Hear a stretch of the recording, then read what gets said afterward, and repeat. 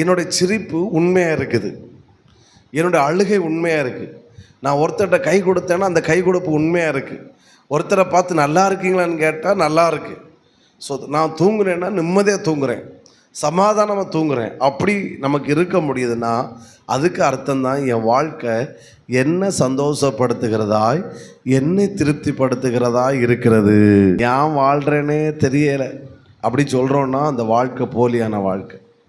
கஷ்டம் இருக்குது ஒரு பக்கம், பாடு இருக்குது, தேவை இருக்குது, நெருக்கம் இருக்குது, அது அந்த பக்கம். அது அது அது அந்த அது சாகிற வரைக்கும் அது இருந்துட்டு தான் இருக்கும், அதை மாற்ற முடியாது. ஆனால் நான் வாழ்கிற வாழ்க்கையில் எனக்கு ஒரு சந்தோஷம் இருக்குது. இந்த சர்ச்சுக்கு வர்றேன், நான் சந்தோஷமாக வாரேன்.